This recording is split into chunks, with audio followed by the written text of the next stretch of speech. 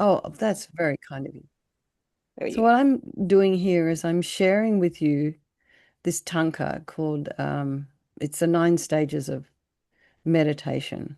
And I'll go through it. It's actually taken from Robert Beer, who's actually also a tanka painter.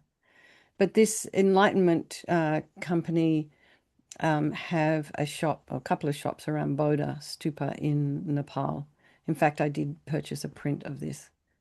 Um, so what you can see down here is these stages of uh, coming up to a sort of a quieter mind. So it's a little tiny, so I'm going to go through these. So the word shamatha or shamatha, or however you say it, means calm, zignas. And this is the practice of shamatha meditation. And it develops the ability to focus the mind in single-pointed equipoise or perfect concentration. It is usually practiced in a secluded place, adopting the 7 point meditation posture of Varachana. And we've been through that when we actually settle into our meditation. So this is actually, there's quite extensive teachings on this tanka. And I'm going to go through this in a minute. So, and then you can buy the print if you wish. They don't sell information for free. So the six powers, there's 6 powers of study, contemplation, memory, comprehension, diligence, and perfection. So these are probably a little bit similar to the six perfections, except there's no generosity in there. But anyway, there's 6 powers of study. So the burning flame on the side, you can see on the left-hand side there, and this shows the degree of effort required to develop both mindful recollection and understanding. And this flame gradually diminishes in each progressive stage. So you can see that in the larger tanka. It's you need a lot of effort in the beginning, and then less and less as it goes on.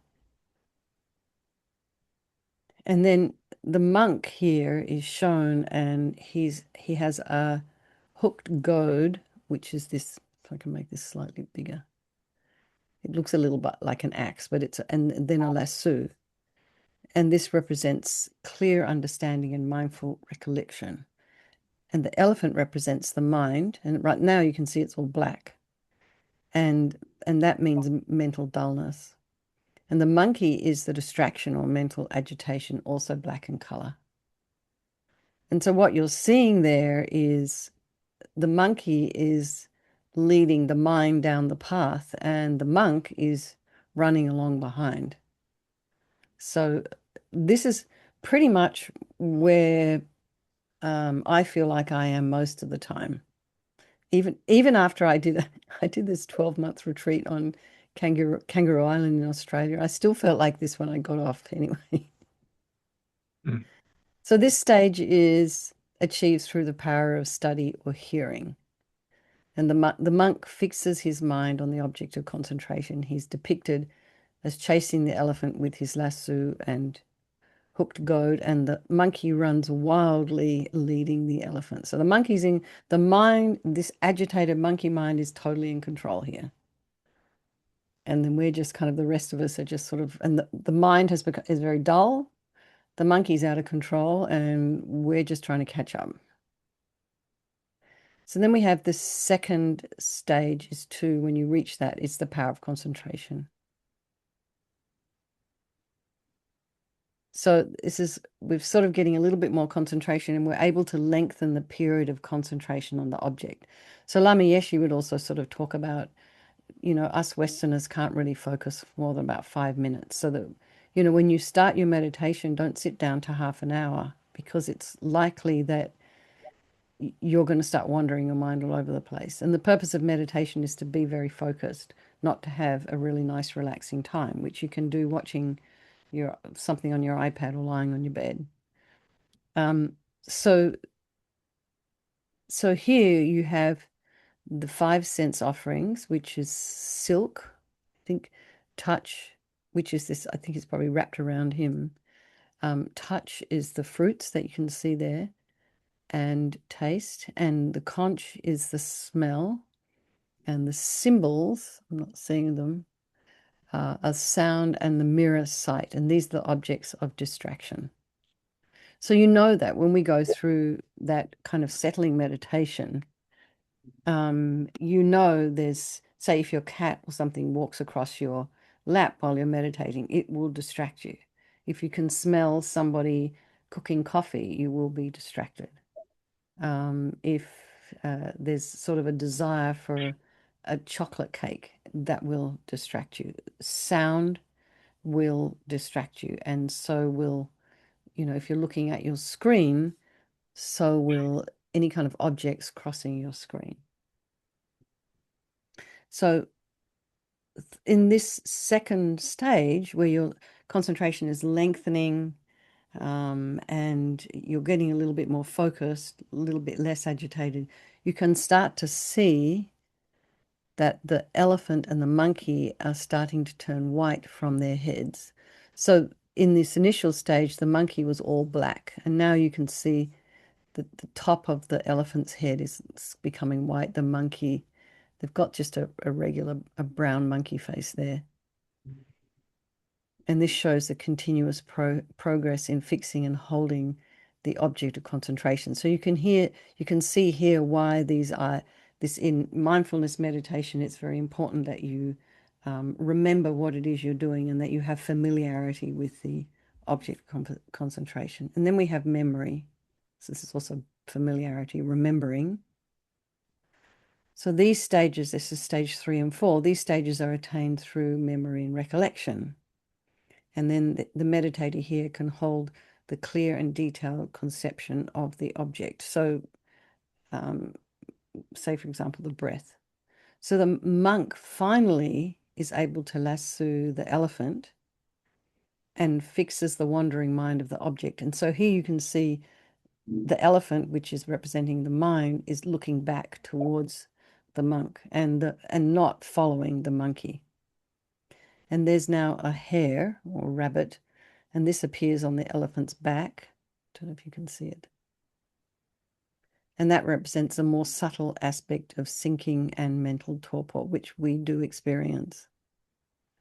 And so if you do get into too much of a kind of a blissed out state, you can go into sinking and mental torpor. And all the elephant, the monkey, and the hare are looking back and having recognized the objects of mental distraction. And so then we have stages 5 and 6 is the power of comprehension. So this stage of shamatha meditation is attained by absorbing the power of clear comprehension. So here, now the monkey is following the elephant, and the monk has hooked the elephant with his goad, and this shows that the mind has stopped wandering. And the hare disappears, and this indicates that the mind is controlled and pacified. So we're getting a little bit of control over the mind here, and see a little bit less effort you can see with that flame. Then we have the power of diligence. So this is stages 7 and 8. These are quite advanced. And I don't know if you know, have you heard of Venerable Renee? Anybody? So Venerable Renee said maybe he's reached stage 5 or 6. I heard this story somewhere. He was meditating at Kopan Monastery. And Kopan Monastery is not a quiet place, but due to the blessings of much practice being done there and the blessings of previous meditators, it's quite, I don't know, it's very supportive for practice. And he said that this is the most extraordinary amount of bliss that he's ever experienced just in these stages here, just by achieving this level of concentration. So diligence, stages 7 and 8. So here we are, shamatha meditation. These stages are attained through the power of energetic perseverance. Now the monkey leaves the elephant, squats behind the monk in complete submission. There's still a little bit of black here on the elephant's tail, which you can see, and this means that the subtlest sinking and scattering may still continue to arise. And then on the 8th stage, the monkey disappears and the elephant's completely white. And this represents single pointedness of mind, so single pointed concentration. Then we have the power of perfection, and I love this image. So this is the last, the final stage of the stages of meditation. The elephant's just lying down, completely pacified. And from the heart of the monk emanates a rainbow. And the upper part of the tanka represents the 10th and 11th stages where the monk flies alone, bodily bliss. And so you've heard all these stories about all these different Buddhas and Mahasiddhas doing extraordinary things. And then he rides the elephant, attainment of shamatha. And then he's riding the elephant across the rainbow, mental bliss. And then he's wielding this flaming sword of perfect insight, so like Manjushri's sword, and rides along the rainbow. From his heart emanate two dark rainbows, which represent karmic hindrances, mental illusion, and the obscurations of the instincts of mental distortion. Anyway, that's enough. Enough of that. So this comes from Robert Beard. Robert Beer. So I hope you enjoy that. Like I said, I love this tanka. I actually have more than one. I have 3 of these. They're in storage right now because I haven't got any room to put them up. But so now you've seen, I've gone through the overview. You can kind of see how the progression is. So I'm showing you this because I don't want you to feel disheartened when you start to come to your own practice and you go, look, I'm not getting anywhere. Well, it takes a lot of effort and the right conditions and a lot of concentration, but also previous practice of meditation. And it just requires effort. John, my friend, would you mind muting yourself? There you go. Thank you. Yep, just in case we have any bangs. So today we are up to session 3, and session 3 is about thoughts, about the mind. Well, it's all about the mind. But I'm wondering if anybody has any questions or anything they want to say about either their own practice. We already did go through that a little bit. No, you're all good. Okay. All right, so let's just settle into a nice, comfortable seated posture. And for those of you who are sitting on a cushion and you have your legs crossed underneath you, you're going to feel the weight of your legs on your feet. So just notice that. For those people who are sitting at their desk with your legs down, have your feet about a hip's width apart.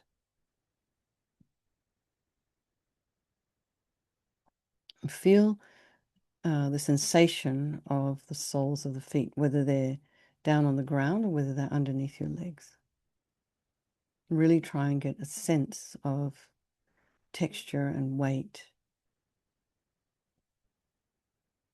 and temperature. And then move up your legs till you get to the back of the legs, the hamstrings, and just feel the sensation of the legs on the chair. Or again, if your legs are crossed, you're going to feel your feet. Be aware of your sits bones on your chair and your pelvis. So just allow your pelvis to release into the chair, the weight of your pelvis. Now feel the sensation of your hands in your lap. So the right hand is nestled in the left with the thumbs touching in this particular tradition. And align your shoulders with your hips as best you can and your ears with your shoulders. And now lengthen your spine. So you imagine your spine is a beautiful string of pearls of light stretching from the base all the way up through the crown of the head and beyond. And just imagine you're putting some space in between your vertebrae, just lengthening your spine.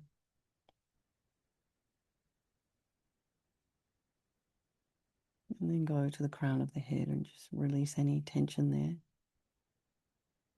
Relaxing your scalp, the forehead and the eyes, the eyebrows, the eyeballs. Relax your nose, your cheeks, the area around your mouth. Relax the back of the tongue, the jaw and the temples and the back of the head. And just put some length in the back of your neck. And allow your shoulders and shoulder blades to drop down. Relax the throat, the chest and the belly, and all of your limbs.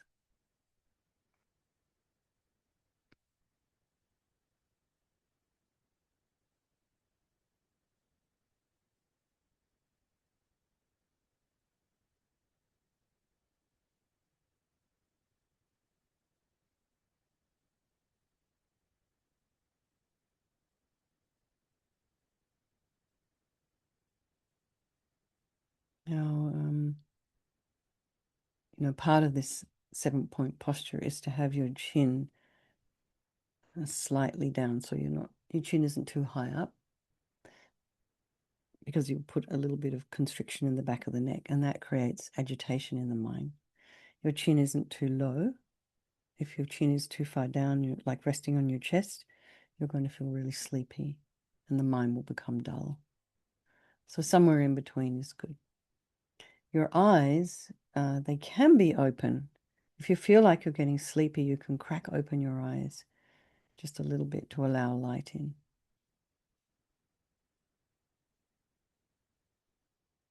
But your eyes are angled about 45 degrees. I guess if you were to crack them open, you would see the keyboard. So here you are settled, ready to meditate. So now we just focus on, just for a moment, just focus on the sensations of the breath as you inhale and exhale. Through the nostrils, you can feel, again, slightly cooler as you breathe in and slightly warmer as you exhale.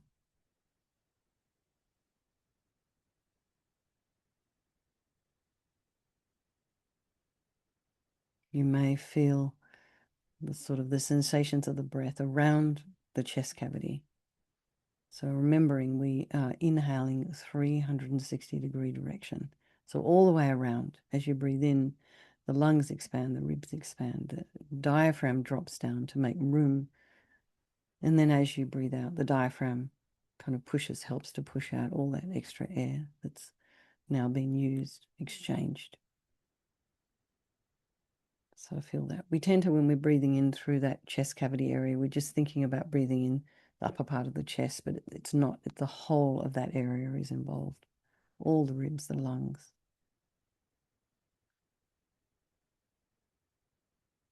Some people like to notice the rising and falling of the belly. So you can have one of these three areas as a kind of a grounding point, concentration, if you wish. Because the area under the base of the nose is quite a small area, or the tip of the nose, it actually is a little bit, I think, probably less distracting to focus on the breath around the nostrils. Just allowing the passage of air to flow in and out.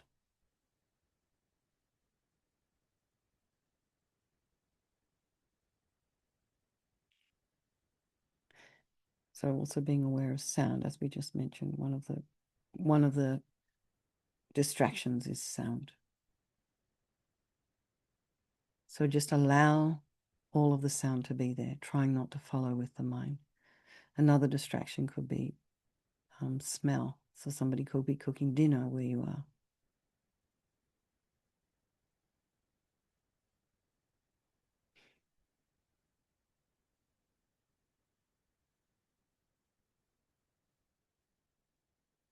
So now we've just bring, for the purposes of this, because this is a Tibetan Buddhist practice, it's a Mahayana practice, we think about others. So bring to mind all the people of your life. This is a very small meditation on equanimity. So think about your loved ones and your strangers. And then the ones you don't like terribly much.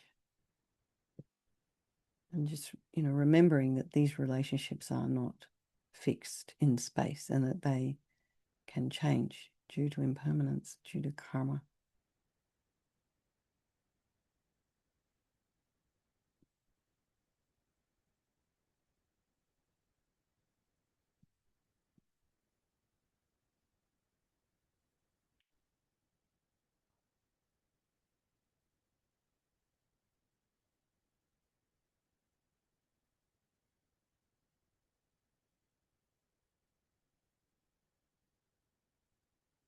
And they're all equal, these people. They all want to be happy and they don't want to suffer, and they all have this extraordinary capacity for a Buddha mind. So we're doing this meditation this evening, mindfulness for all these people of our life, and by extension, all sentient beings, and as we're moving along our own spiritual path. So let's just practice a little bit of single point concentration, and then I'll move on, and then we'll do some 9-round breathing at some point.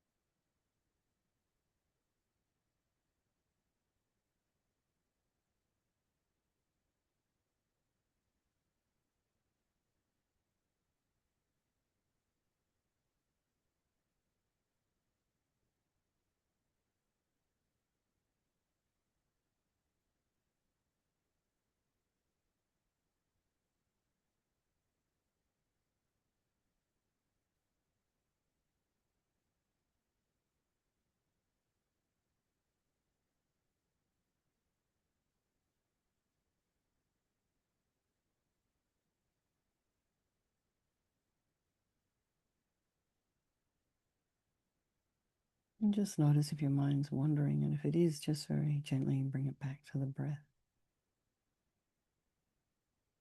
Is that little black monkey running away with the black elephant?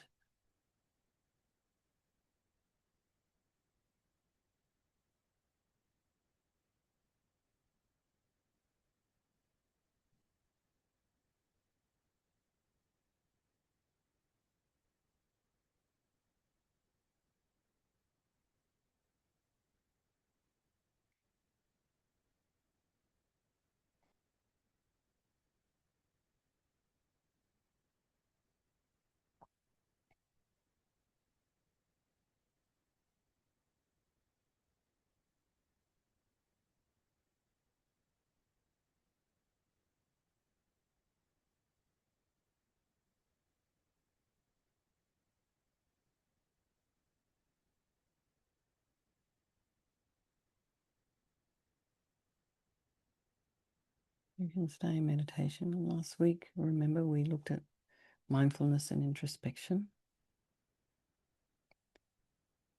which is sort of a natural ability we have of the mind. You know, mindfulness is a natural ability that we have.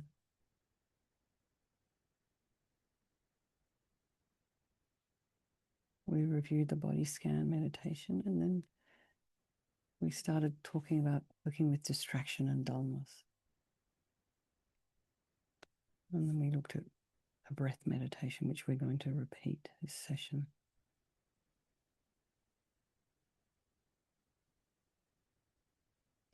So this week we're working with our thoughts. So a lot of people, you know, think that mindfulness is a way to stop thinking. And however, through this mindfulness, through introspection, we start to become more aware of the presence of thoughts and also the content of those thoughts.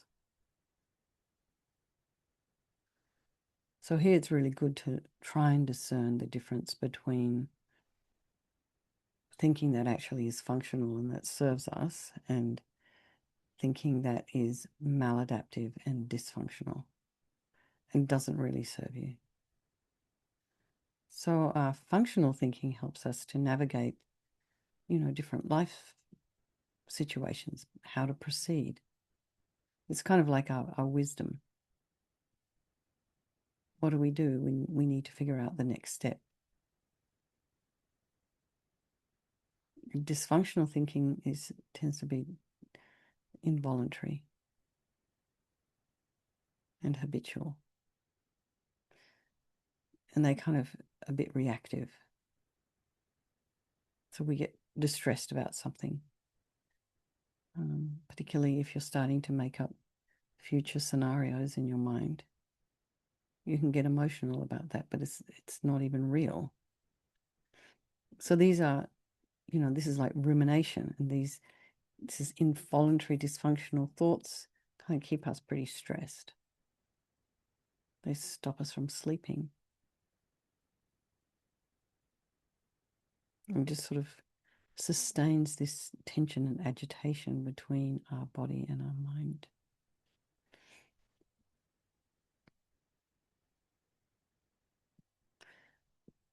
So when your sort of introspection, when your mummy detects the arising in the presence of compulsive involuntary thinking during your mindfulness practice, you can acknowledge that your attention was drawn into such thinking.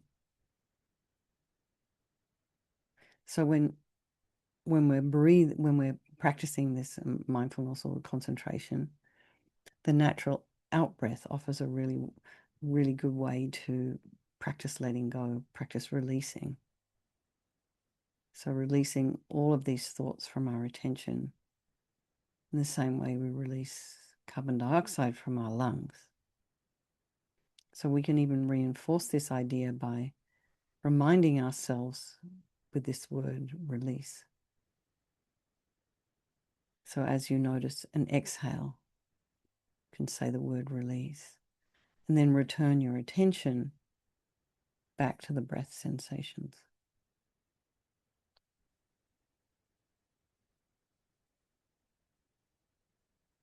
So this is one way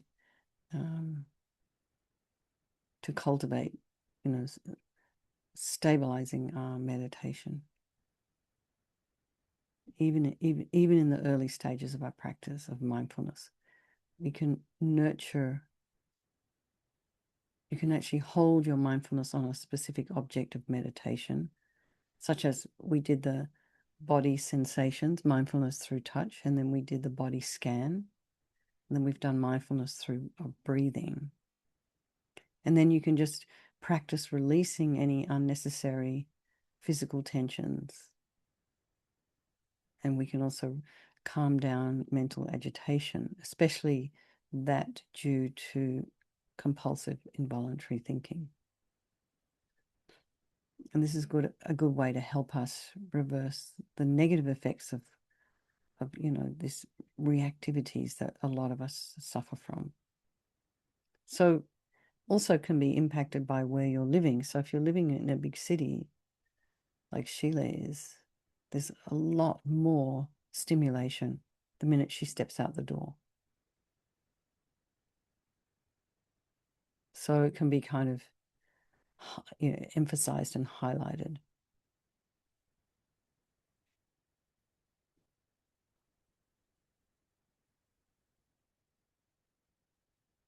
So also calming it down, helping to release, using the breath to help release some of this negativity can kind of like help us to focus on and concentrate because you're not being distracted by your mind.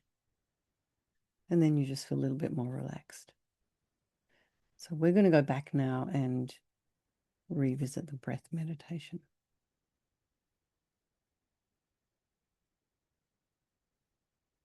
So just go back to your meditation posture. Your spine, lengthen your spine. Resting your hands somewhere. I mean, they don't have to be in the lap, If your wrists are sore or you've got some physical issue and you want to rest your hands on the side of the arms of your chair that you're sitting on, you can do that too. So just return your attention to your body and just allow yourself to be in touch with the simple sensations there in order to settle your body into meditation.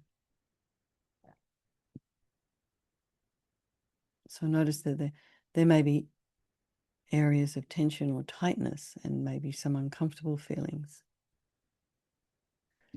Can you just simply acknowledge those for the time being and don't feel like you need to change them immediately? And perhaps you can feel some pleasant feelings, comfortable feelings, relaxed feelings. And can you welcome those feelings and allow yourself to enjoy them? So allow this relaxing and softening to spread on its own to the rest of your body, helping your body to settle into meditation in its own time.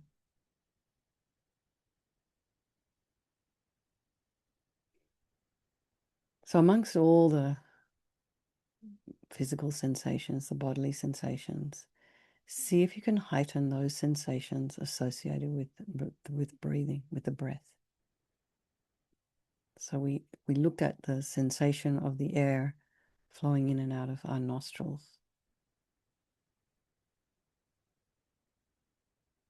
So maybe you notice the breath sensation there, or you may notice the movement of the chest expanding and contracting. You may notice the rising and falling of the belly.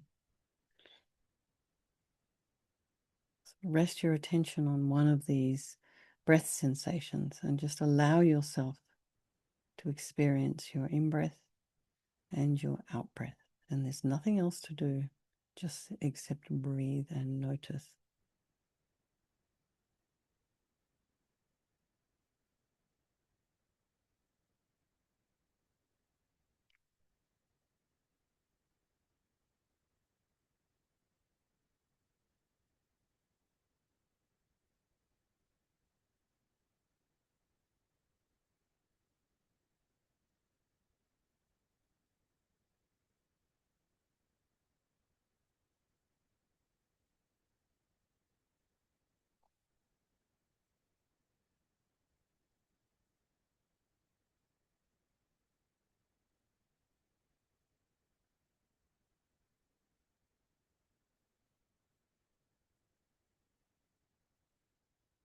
So each time you notice yourself exhaling, you can use it as an opportunity to release anything unhelpful or unwanted. Just the way we breathe out, to release the stale air in our lungs. So stale thoughts, dysfunctional, unhelpful rumination. And if you wish, you can also very gently say the guiding word release in your mind each time you notice an exhale. You're just reminding yourself you don't have to hold on to unnecessary tightness and contraction. And you're reminding your mind you can let go of thoughts and memories and fantasy that might be preoccupying it. And you can also release states of dullness and drowsiness, allowing them to flow away with the out-breath. So you're not forcing anything to happen. You're not pushing things away.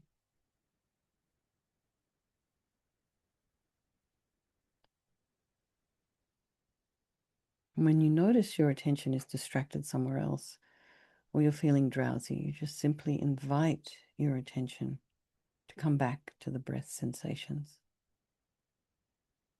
And just exhale and release. So now we'll meditate like this for 5 minutes.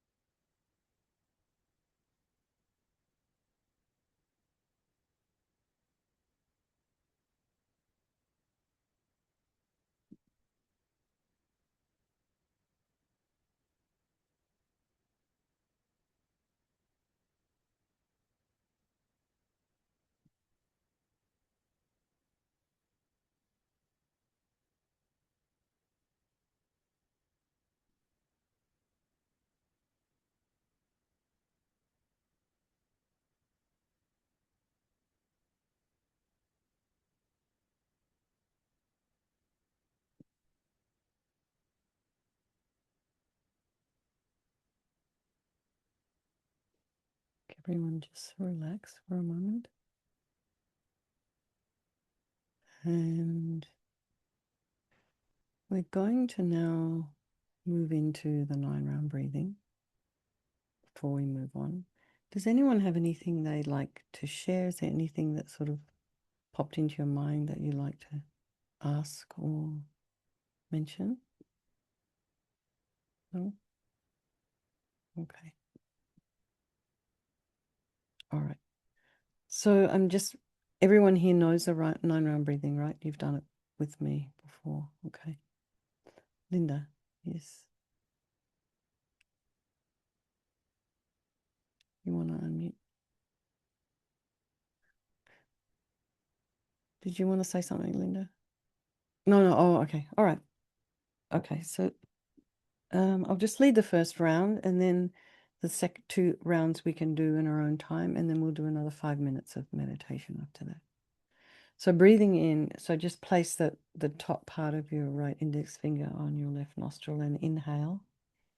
A nice long breath, pausing at the top of the breath, and then exhale all of your dissatisfaction energy and breathe that out as thick black yucky smoke. Breathing in through the right nostril, light.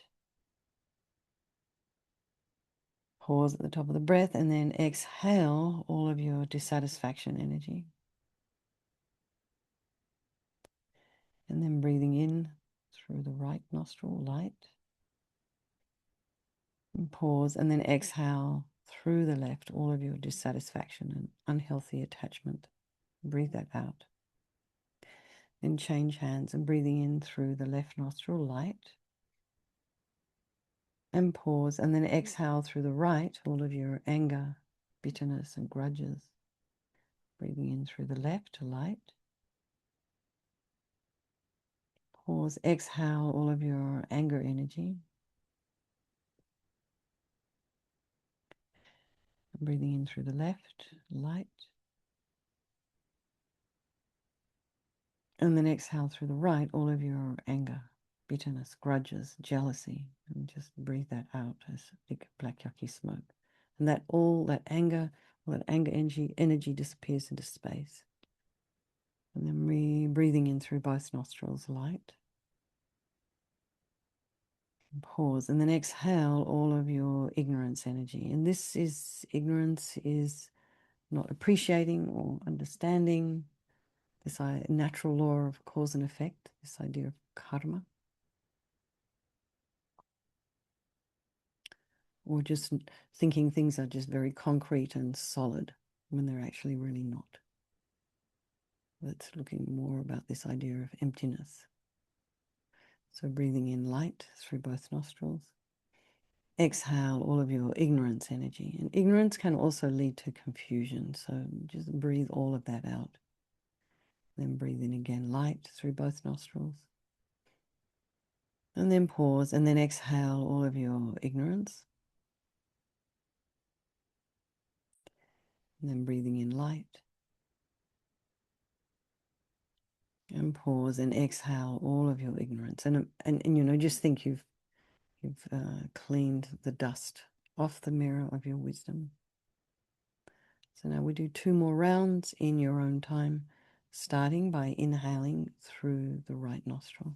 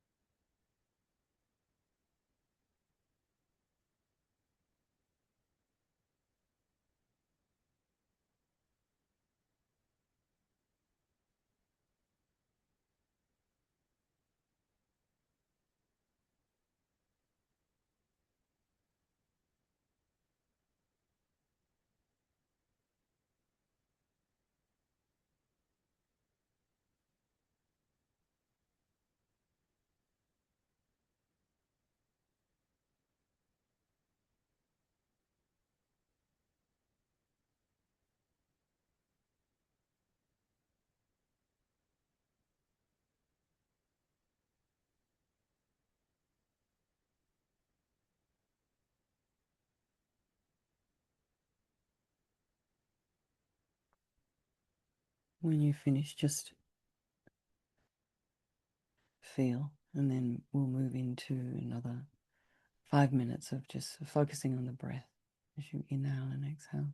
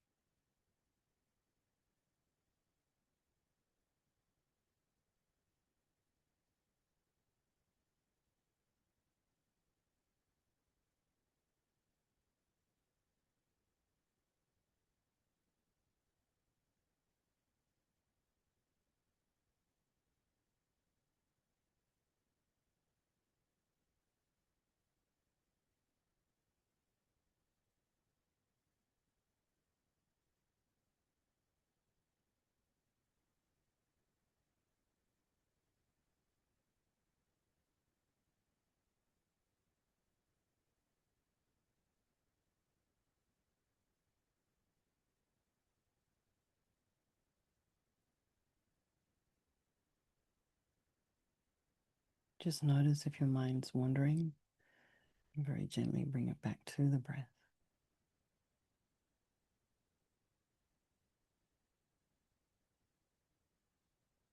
One thing you can think of when you're meditating is just imagine the corners of your mouth are raised up slightly as if you're about to break into a smile.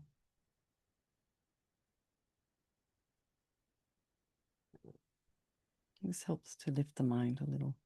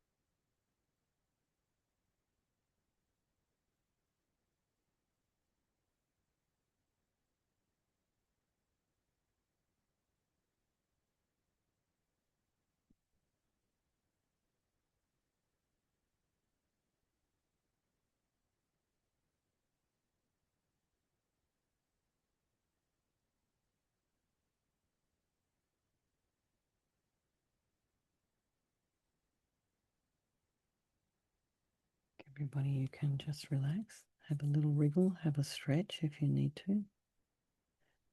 And I just wanted to check in before we do our next little section. Does anyone have anything they'd like to say, share, ask? Oh, you guys got so quiet. Oh, Maham. Anyone, anything?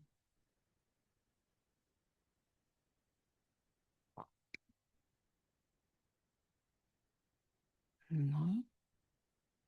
Okay. We'll keep going.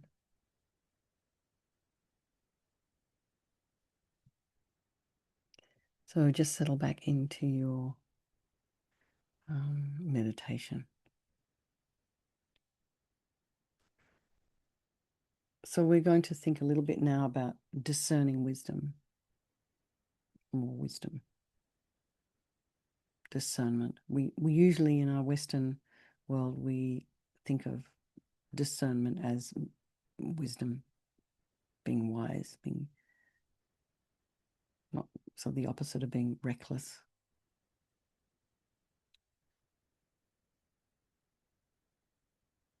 And mindfulness is essential in developing wisdom. So here, in this context, wisdom is referring to this mental quality that clearly discerns characteristics, good qualities and flaws of an object under examination. So if you are an investigator, if you're a journalist, I guess with any job, you're going to use your discernment, trying to solve a puzzle of some kind.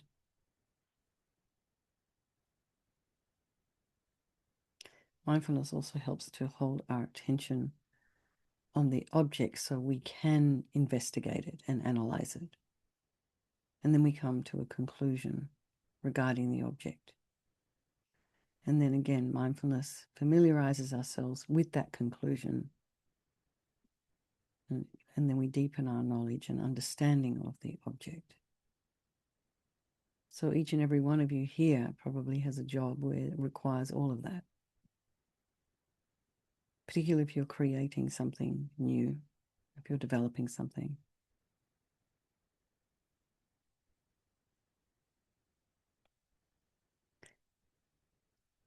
So one reason we have a really hard time often in putting aside our compulsive involuntary thoughts that are quite disturbing to our body and our mind is because we're getting all caught up in the contents of these thoughts. We're taking them to be reality. Sometimes they're not.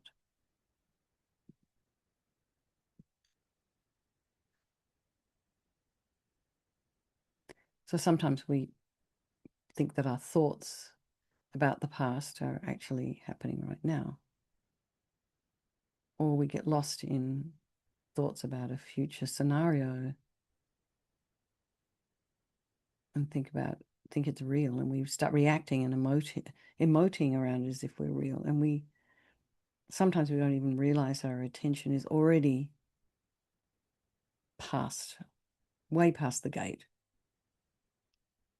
And it's so involved with so much of this kind of thinking that it's no longer in touch with whatever's happening in the present moment. So one of the byproducts of this kind of, focusing on these topics such as discernment and wisdom and mindfulness is that you are going to be more present for yourself and for others in your life. You're going to be more real,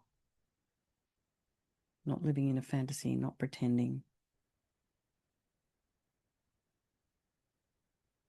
And you'll be kind of a safer person to be around.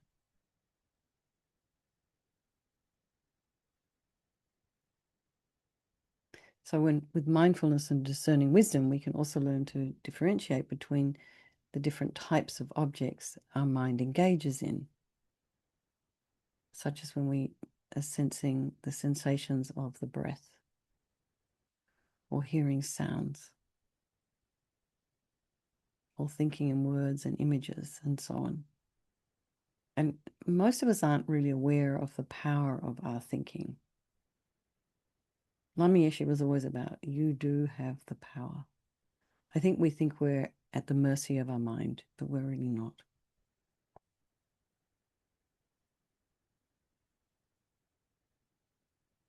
So this compulsive involuntary thinking we readily believe in without questioning, and then we follow through with it. And we make mistakes that way. Oh, I thought you were going to. So I did. So when you train yourself in meditation on mindfulness of thoughts, we begin the process of recognizing that we're involved in thinking. So that's the first step, to even recognize you're thinking. And then learn to identify thinking as thinking. Just thinking. So when you discern your thoughts as thoughts, helps us put the contents of those thoughts into perspective. So you can take a little step back and think, well,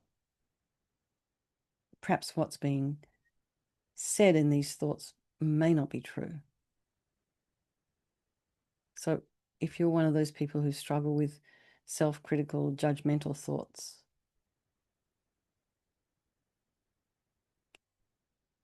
you can maybe start to think that some of these self-judgments, this rumination, our thinking are just thoughts and not reality. Because how often have someone come up to you and complimented you and you can't take it in because you've got this whole other identity going on in your mind? Can't allow these positive words to come to your heart. You can't allow them.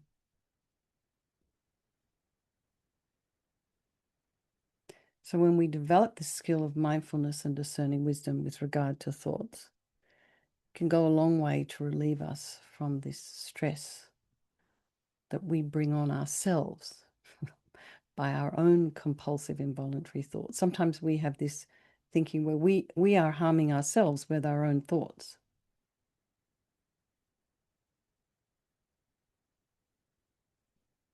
So we have another little meditation here. So I'm going to, before we go on to meditating on mindfulness of thoughts, I want to check in again. You're all very quiet this evening. Just ask me anything, share anything.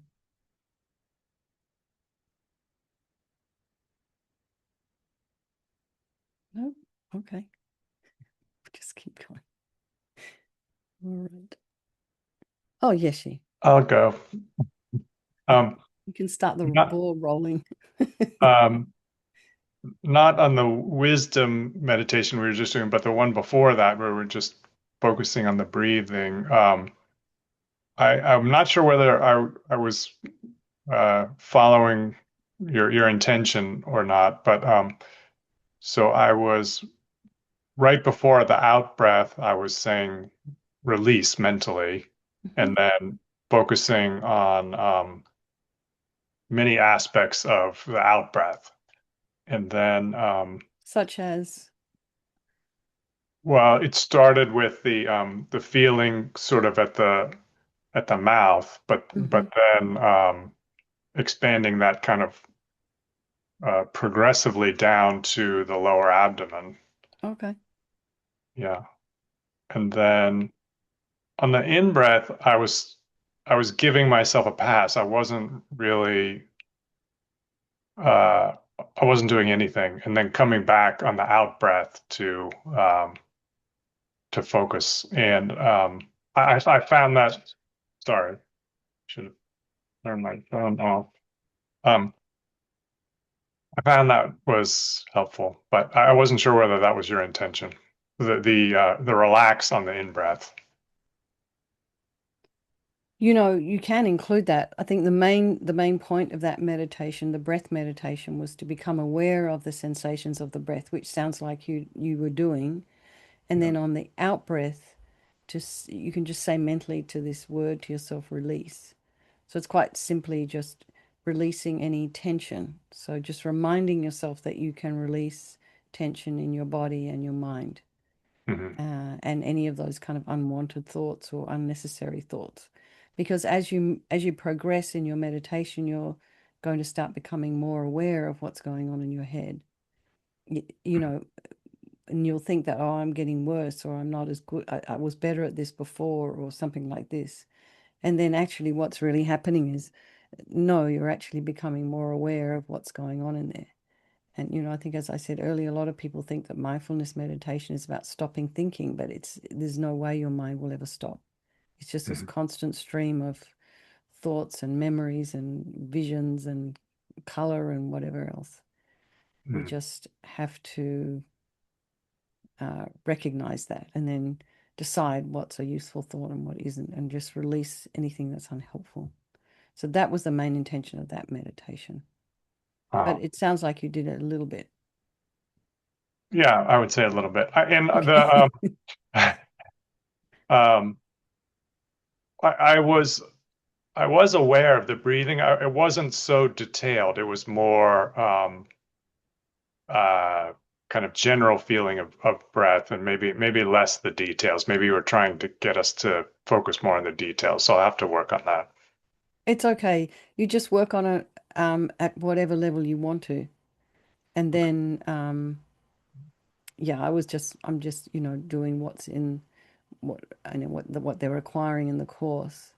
And then Oh, also too, I think it's, well, I'm including it because it's helpful. But if you just really keep it as simple as this, you inhale, notice the sensations of the breath, and then as you exhale, you just say just this guiding word, release.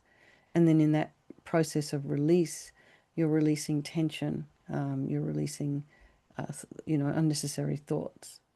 So mhm. you can keep it as simple as that as well. Yeah, Does that yeah, make sense? that was working pretty well. I Okay. think. Yeah. Okay, great. Thank you. Anybody else want to check in about anything before we keep going? No? All right, let's go. Thank you. By the way, I sit on the floor, so that's why I turn off my screen. So Oh, just I want to know understand. Yeah, that. yeah, no worries. Otherwise, you just be looking at the wall. Okay, no worries.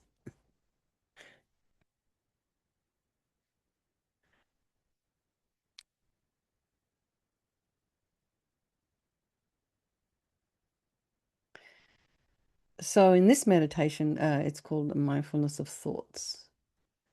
So we're going to give some attention to the different kinds of thoughts arising during the meditation. So we'll make use of our breath sensations to support or anchor our attention.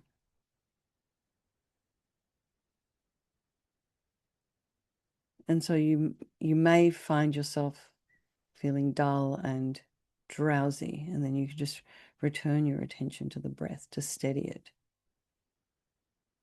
You can use your breath as a point of reference to help you discern that you're thinking, discerning that I'm thinking without getting caught up in the emotion. And your breath is your friend. It kind of accompanies you. Your breath is with you anyway from the moment you are born to the moment you stop breathing during the death process.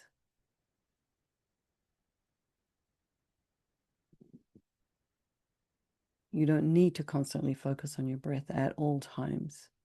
But when you're first starting out, it's a really excellent tool for learning how to concentrate.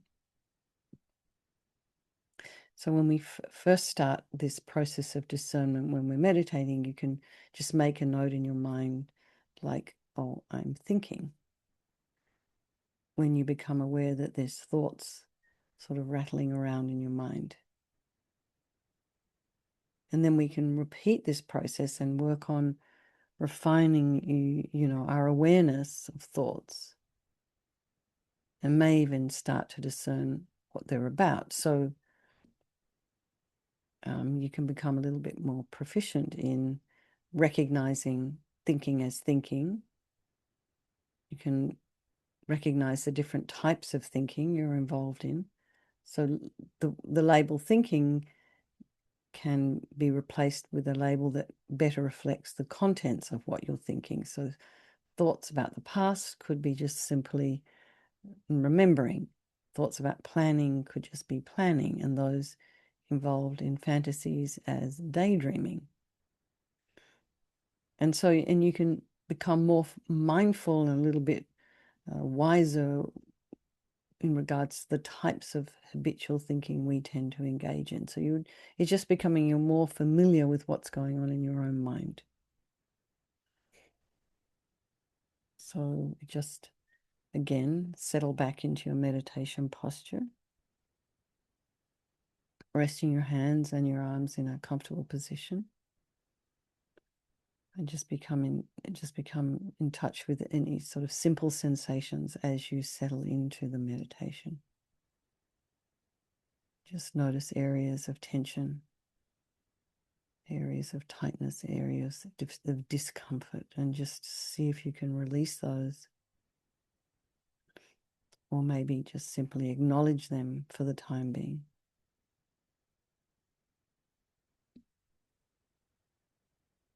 Maybe you can notice areas of comfort and ease.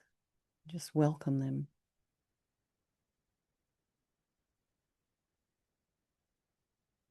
And check in with the sensations at your face. Are you tensing up your facial muscles?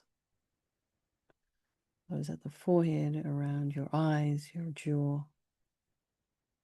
And can you very gently relax these muscles and let in a different feeling, one of softness and ease and comfort into your face? And allow this softening and spreading to flow down to the rest of the body, helping your body to settle into meditation in its own time.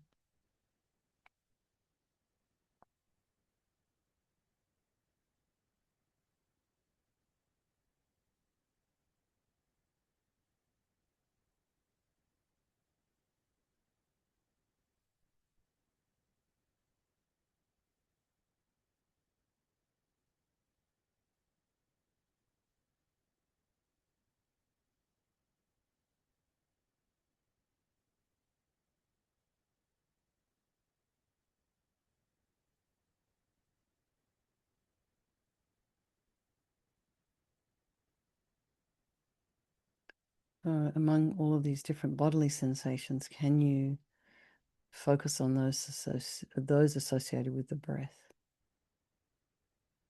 the inhalation and the exhalation? So you may be feeling or noticing the sensations of the breath around the nostrils or at the base of the nose.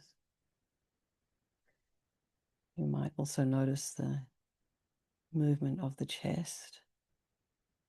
Remember, this movement of the chest and the ribs and the lungs is a 360-degree movement. It's not just breathing in and out of the chest. Your lungs go from your clavicle all the way down to this bottom rib. And as you inhale, the diaphragm drops, making room. As you exhale, diaphragm rises up again.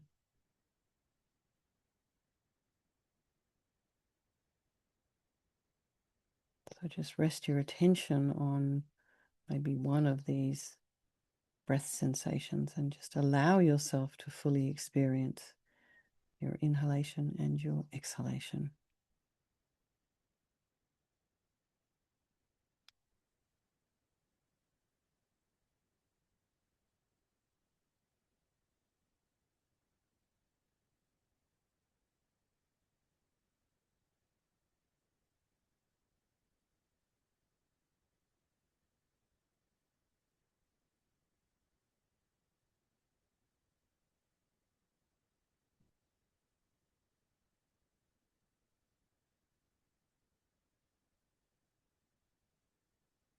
So each time you notice yourself exhaling, you can use it as an opportunity to release. So just as I was talking, just release anything unhelpful and unwanted.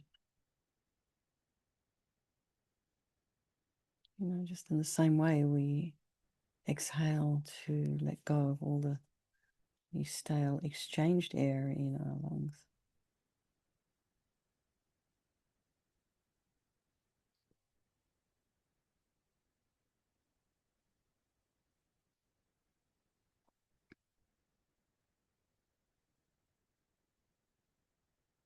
So as you're inhaling and exhaling, you're likely aware of thoughts. Your introspection is probably alerting you to the presence of those thoughts. Maybe you're already involved in thinking some story. So turn your attention to those thoughts and just recognize you're engaged in thinking. You might want to mentally make a note, thinking, to be clear about what you've just discerned. So trying not to get entangled in the contents or the emotion of those thoughts, you can then very gently return your attention to the breath and release those thoughts on the out breath.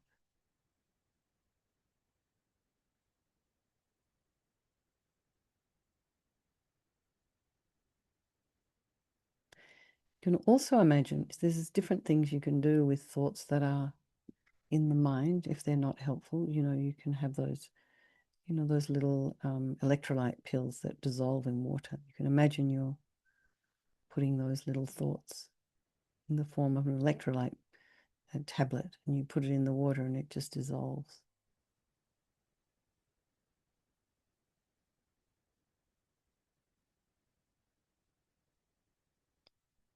And then as you're thinking, go a little bit further and see if you can discern what it is you're thinking. Are you thinking about a future scenario? Did you just create a movie in your mind? Is it fiction? Were you getting involved with it? Are you already developing anxiety or anger or depression or something around a scenario in the future that has not even happened yet?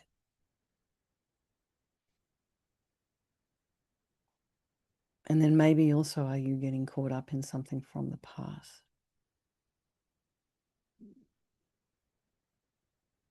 Now, the thing about the past is if it's a situation that you can learn from and bring into the future, it's worthwhile remembering.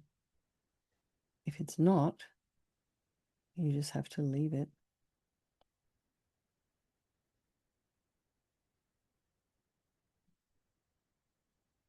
And again, you can just remind yourself to use this guiding word, release.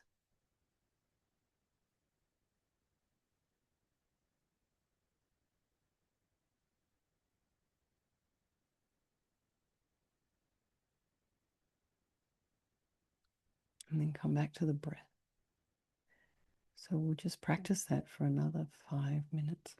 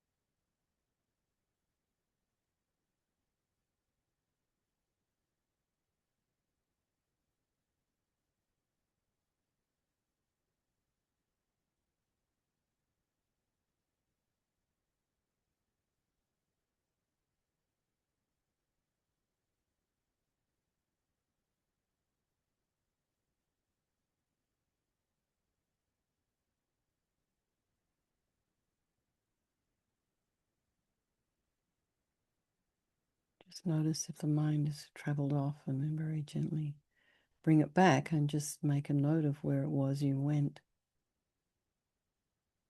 And then very gently use the guiding word release. And there's nothing you have to think about in the next 4 minutes.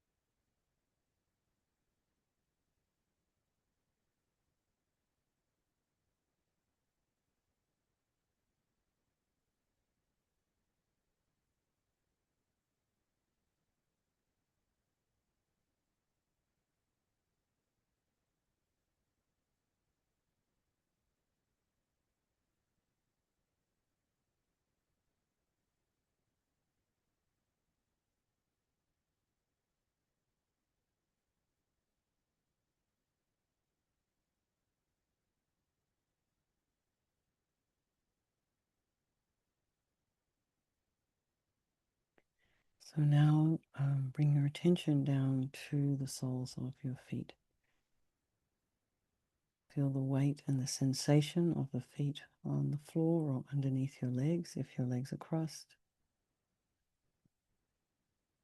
If you're sitting in the regular meditation posture, feel the weight of your hands in your lap and your sits bones in your chair. And then underneath your closed eyelids, have your eyes angled down about 45 degrees. And then just very gently crack open your eyes and allow a little bit of light in. So don't open them fully and then just either the floor or the computer screen. Just have a sort of an unfocused gaze or a drishti gaze, they say in yoga. And then just blink open your eyes and bring your mind back to the same place your body is in your own time.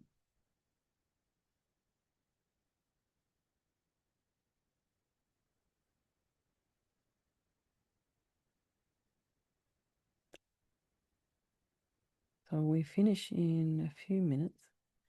So I just wanted to check in again if anybody else has anything they would like to share before we go. So I have one Yes, thing. So yes, when I'm doing these meditations, I know I get distracted. When I yes. notice I'm distracted, I totally like blank out what I was distracted about. Oh, okay. So, And then what happened? Then so what I don't know happened? if I should think about what I was distracted about and try to remember it, or just return to No, don't what's there. worry. Just bring the mind back to the breath. It's fine because it can be a very subtle distraction that's you're not even completely aware of, and then all of a sudden it's like, what was that? Yeah. Do you have a lot of traffic noise where you are?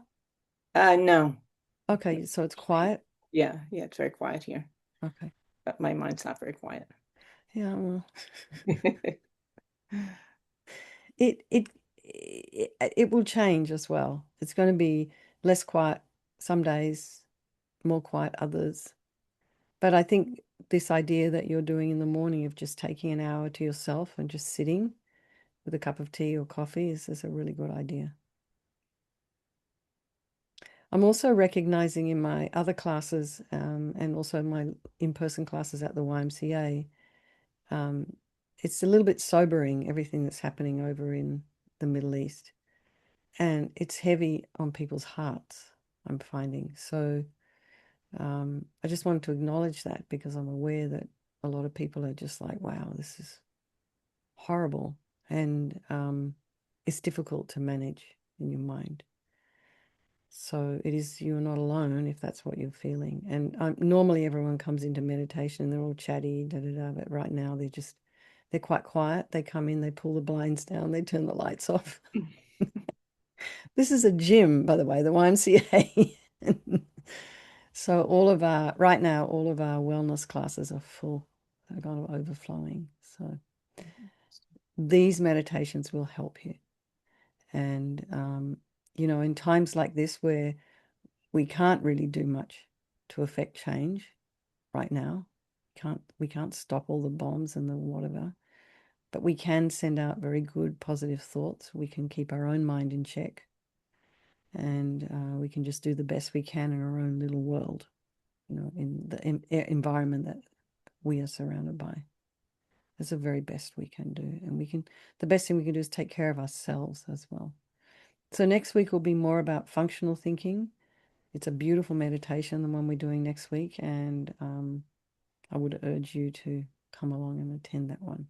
So I just want to check in, Yeshi, that the meditation we did the second time, was that a little bit more about,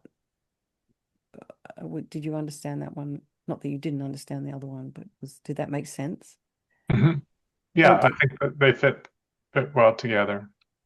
Oh, okay. So the idea of releasing all the unwanted thoughts, did that make sense Hmm. with the breath? Okay, good. I just Yep. want to make sure that was landing. Okay. So it's 5:30. If you do get an opportunity, well, it's not over there, it's probably 8:30. If you do get an opportunity to meditate during the week or do like Patty and Sheila are doing, is take an hour and just sit in the garden if you have a garden and listen to birds, or just sit and not digest too much of what's on the front page of whatever, and see if that changes how you feel. All right. And I'd like to say good night and lots of love to everybody. Thank you so much for coming. And thank you, Sheila, for hosting. And thank you, John and Ranji and Linda, Yeshe and Laurie. And I look forward to seeing you next week. Okay. Thank Thank you you very so much. much. All right. Lots of love, everybody. All right. Good night. Bye-bye. Good night. Bye-bye.